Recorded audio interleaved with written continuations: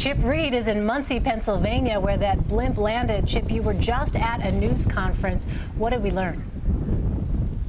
Well, in fact, it was Captain Matt Villa, who you just heard from, who I interviewed back in February, who said there's a 1 in a million chance that that blimp could get away, that that tether could break. And I asked him if he's ready to revise that comment. He said no, because it's still under investigation. At this point, they have no idea how it got away. I also said, asked him, does this blimp present a danger to the public, as many people in the area of Aberdeen have claimed? After all, it did land in a rural area here, but it could have landed in a populated city or a small town, and it dragged that heavy cable for well over 100 miles. He said no, they are not prepared at this point to say that it presents a public danger, but he would not say why.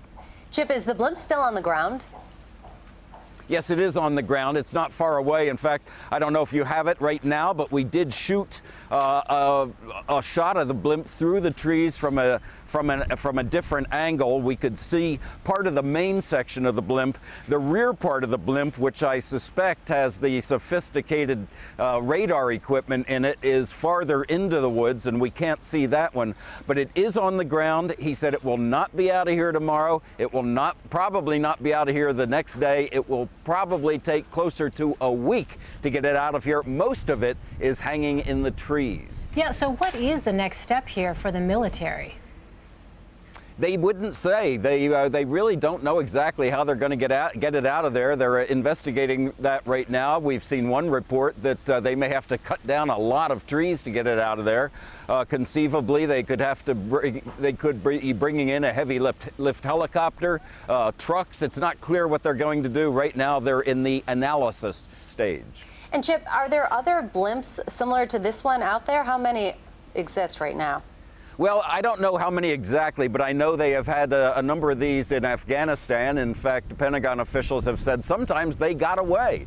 And the auto-deflate mechanism took effect, so it came right down. In this case, for some reason, that didn't happen. It just ran out of air, ran out of helium at some point, and came down.